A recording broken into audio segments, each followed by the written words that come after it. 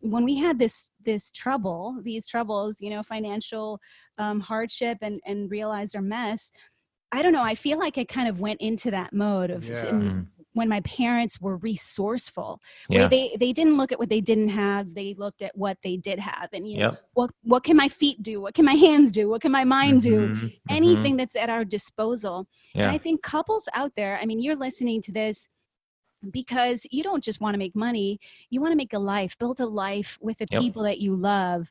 And you want to have, like for us, we want to have joy and adventure and peace, but not at the cost of our relationship. We wanted our relationship to be the foundation. And it was that hardship that made us come together and see, like, you are the most important person to me. And for Jamie to say, Ruthie, you're the most important person to me, and we're gonna do this from the ground up because of these little babies right here. We're leaving a better legacy. Like, if my parents came here with nothing and they worked their way with integrity and showed me what resourcefulness looked like, and they opened their home with the little bit that they had to bless others and show hospitality and be generous. I mean, that's what your listeners want to do. You guys just want to be resourceful. You want to, what has been given to me and how can I multiply it so that I can then open my doors, my heart, my home, and bless others, around the world. So that's really, but not at the expense of our relationships. Those come first. And we ended up paying off our debt in 30 months, and something just crazy happened. Zig Ziglar tells the story of the Belgian horses, where if you hitch up a Belgian horse, it can pull 10,000 pounds.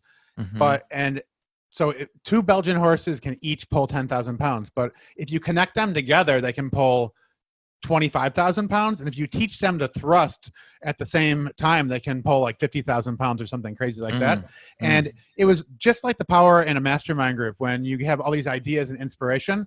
When I was beat up and ready to quit, she was fired up and encouraged me to get back up. And it was just such a testimony that there's just power in working together. And that could have never happened just me doing it by myself. Sure. And it's not about, I see couples that are quote unquote, like both of them are not entrepreneurs, one of them, but when there's that support and they're doing it together, like they're making decisions together. And even if certain roles are put in silos and the man does this and the woman does that, whatever role it is, even if a woman's an entrepreneur or it's the man, it doesn't matter. But when they're on the same page working together and making decisions together and pulling the cart together, harnessed, it's way more like 1 + 1 = 10. Absolutely. When that happens.